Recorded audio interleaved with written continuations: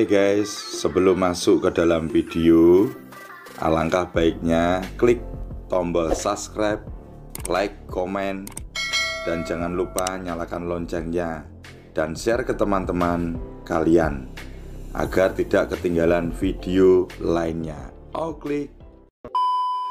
Jurang yang sangat membahayakan. Ya, kita OTW kembali.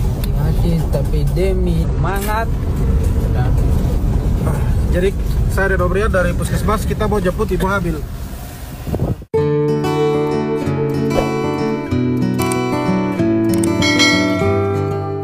Perkenalkan, nama saya Arlando Martino Napako, biasa dipanggil Aldo.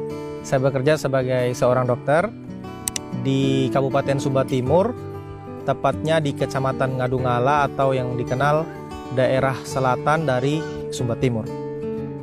Bisa dibilang untuk ke selatan itu perjalanan yang ditempuh cukup susah. Kenapa? Yang pertama, akses jalan ke sana bisa dibilang paling sulit untuk di Sumba Timur, di mana kita menemui jalan berlubang, harus melewati sungai tanpa jembatan. Kemudian di dalam perjalanan itu kita tidak akan menemukan banyak rumah warga. Jadi kalau pecah ban motor atau mogok, urus diri sendiri sudah. Kemudian jaraknya sekitar 100 kilo lebih. Mungkin buat teman-teman 100 kilo itu dekat. Iya kalau jalan aspal. Tapi kalau jalan rusak itu luar biasa capek.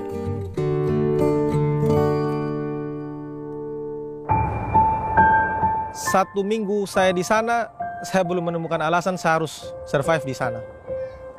Saya bilang di Tuhan, bagaimana cara saya bertahan hidup? Kenapa saya bertanya seperti itu?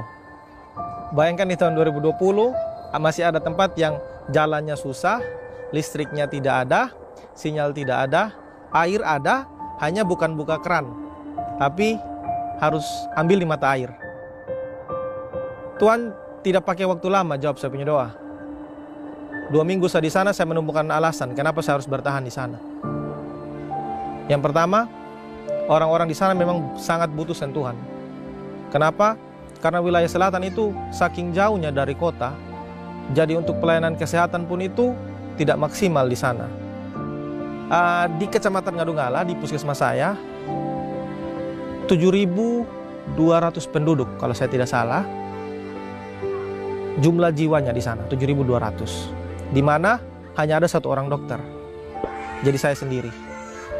Ada 5 orang bidan, ada sekitar 8 orang perawat dan tenaga kesehatan lainnya. Ada kesling, promkes dan lain-lain. Nah, pelayanan kami itu bisa dibilang sangat fleksibel. Ternyata Tuhan tahu, di tempat yang jauh itu Tuhan tempatkan orang-orang luar biasa, sehingga ketika saya memutuskan mengabdi di sana, saya rasa itu pilihan yang tepat. Yang kedua, Tuhan memberikan saya alasan bahwa di sana tempatnya jauh, tapi ada cinta kasih yang luar biasa. Kenapa saya bilang begitu? Dalam 2 minggu, saya sudah punya banyak kawan. Siapa kawan saya? Tetangga-tetangga puskesmas saya. Di mana setiap sore saya akan pergi cari kopi, teh, makan nasi, segala macam untuk bertahan hidup dan membuat saya merasa nyaman. Dan itu betul. Saya merasakan kenyamanan di situ. Mereka menganggap saya seperti anak mereka sendiri. Hari ini saya makan di rumah yang satu, besok saya makan di rumah yang lain. Tatkala saya bosan di puskesmas, saya tidur di rumah warga. Jadi ketika saya di sana, tidak ada hiburan apapun yang biasa kita dapatkan di kota, hiburan saya adalah mereka. Duduk bersama, cerita, sharing pengalaman, sharing tentang cerita kehidupan, main gitar, bakar ayam. Jadi 3 alasan simpel ini membuat saya bertahan.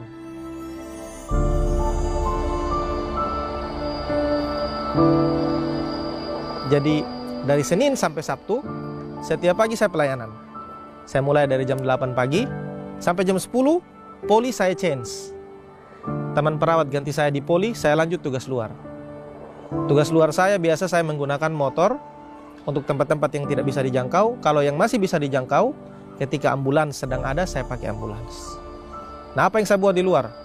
Saya pelayanan kesehatan. Apa yang saya buat? Saya jemput bola. Kenapa seperti itu? Karena jarak dari puskesmas ke 5 desa ini, selain desa kelima yaitu tempat puskesmas itu berada, itu cukup jauh. Saya ambil contoh, ada satu desa namanya Kak Banda. Dari puskesmas ke Kak Banda butuh 2 jam perjalanan. Jaraknya hanya 20 kilo. Bayangkan 20 kilo tapi 2 jam perjalanan, itu serusak apa? Bayangkan saja. Dan itu menggunakan motor. Kalau menggunakan mobil 3 jam. Ada satu dusun lagi namanya Manggit. Untuk ke sana harus melewati 10 sungai tanpa jembatan. Pergi, pulang 10 kali lagi. Nah, saya mengajar orang-orang di tempat itu. Sehingga saya memutuskan saya jemput bola, saya ke sana, saya bawa obat. Atau yang teman-teman biasa kenal dengan puskesmas keliling atau pusling.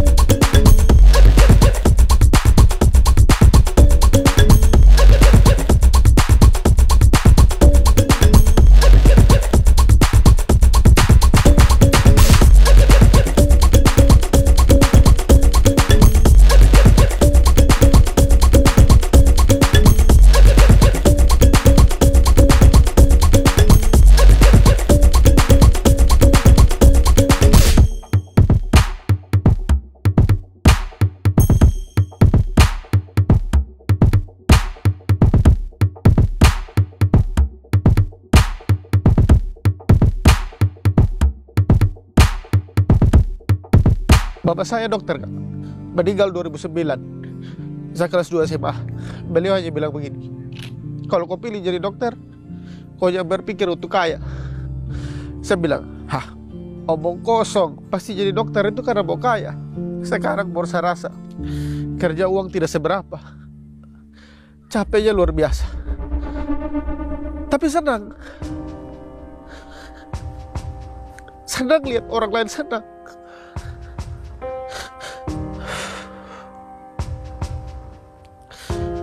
Datang, ada yang tidak sadar, pasang infus, rawat, pulang sadar, ibunya menangis, terima kasih.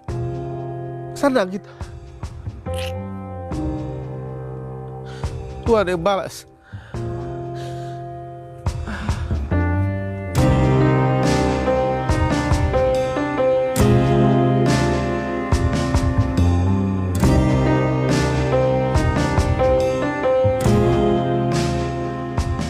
Saya berpikir saya harus buat lebih banyak hal. Kita lanjut pelayanan lagi. Pelayanan di puskesmas itu mungkin agak beda. Kalau teman-teman berpikir kayak di rumah sakit, lihat tembok, pasien sampai puluhan, kerjanya harus cepat. Kalau pelayanan puskesmas, kita lihat alam, pasiennya sedikit, 20, 15 kalau yang datang ke puskesmas. Tapi begitu kita yang ke mereka 100, 200, pernah paling banyak 360 orang dalam satu hari.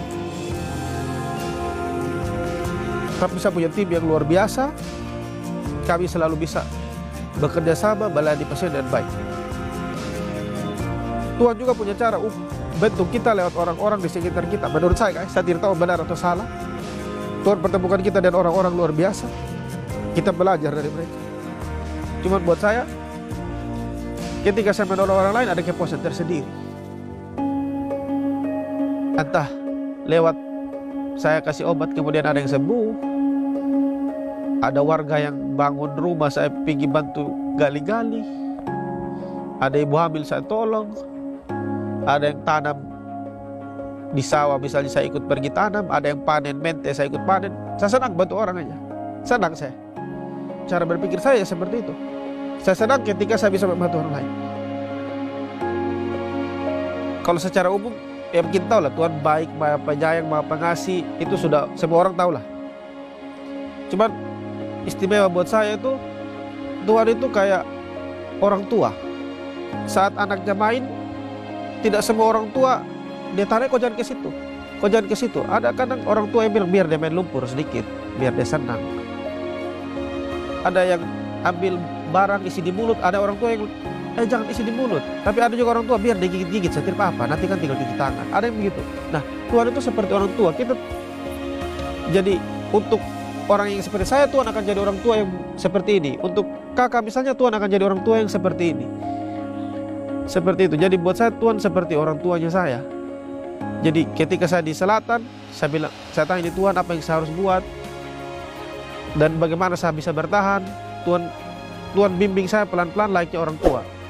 Tak kala itu dia mulus terus, oh tidak. Ada kalanya juga saya sempat frustasi, aduh tidak sinyal mati, sudah bagaimana Tuhan kasih jalan. Hei, pergi posisinya aja dekat kok, kau tinggal naik motor pergi. Akhirnya saya sadar, hei jangan mengeluh, hanya 5 menit saja. Tak kala tidak air, mau sampai kapan tidak ada air ini? Kalau begini terus saya minta pindah. Berapa heran air harus pergi ambil di mata air, pakai kayu, jerigen 3, jerigen 4, bilang di Tuhan. Tuhan bagaimana? Sebagai orang tua, Tuhan bilang, kau pergi ambil saya dulu, tidak terlalu buruk kok. Jalan-jalan, oh ya tidak seberapa buruk juga, nikmati. Jadi buat saya Tuhan kayak orang tua. Quote saya itu, semakin banyak jalan, semakin mengucap syukur. Kenapa? Karena setiap kali kita melakukan suatu perjalanan, traveling, entah kita pelayanan kayak ke daerah-daerah terpencil, kita ketemu dengan banyak orang baru. Dan setiap orang baru itu akan memberikan cerita kehidupan mereka kepada kita yang selalu ada sisi positif yang bisa kita ambil. Dan ketika kita mengambil itu, kita akan sadar bahwa ternyata ada orang yang lebih susah daripada kita masih happy-happy saja. Dan kita bukan orang yang paling susah di ini dunia. Makanya saya bilang semakin banyak jalan, semakin mengucap syukur.